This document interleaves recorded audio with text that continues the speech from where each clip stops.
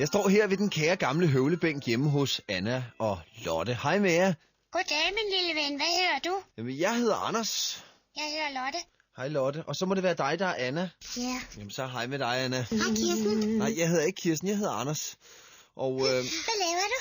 jamen, jeg kommer fra børneradio. Jeg skulle interviewe jer to om jeres hashmisbrug, fordi vi ved jo, at I ryger utrolig meget hash. Ja, det gør vi. Og I har lovet at vise, hvordan man laver en super joint. Så skal vi have noget papir. Ja, så skal I have papir, og det tror jeg, det er Anna, der sidder på jointpapiret. Må jeg få et stykke papir, Anna?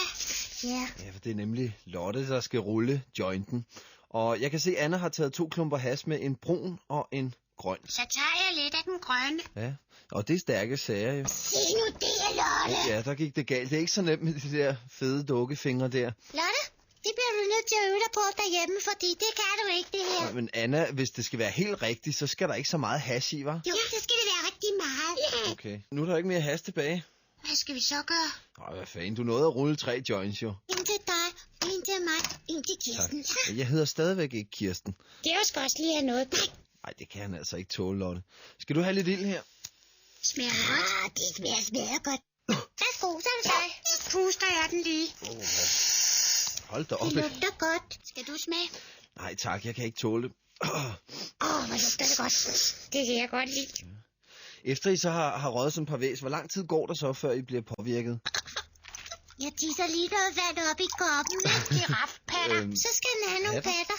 Der kommer kakao ud af patten. 4 patter skal den have. Hvad er det for nogle patter, I Det var snakker om? sådan nogle patter, hvor... Prøv at høre, jeg tror, I er ved at være ret skæve nu. Jeg tror, I skal gå i seng. Kirsten siger, at det er sengetid. Jeg hedder stadigvæk ikke Kirsten. Og jeg smutter også hjem i seng nu. Kan I have det godt? Vil du gerne have nogen med i seng? Nej, det er okay. Kan du have en smasker? Nej, jeg prøver at holde op. Kom, Gerard, han skal have en smasker. Nej, lad mig lige være.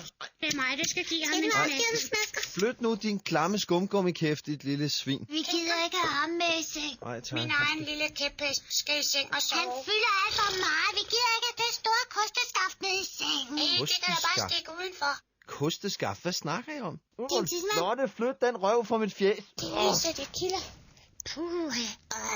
Det skal lugte af brutter. Ja, det skal jeg love for, mand. Jeg er den, der er gået. Godnat. Godnat, sagde Kirsten. Jeg hedder ikke Kirsten!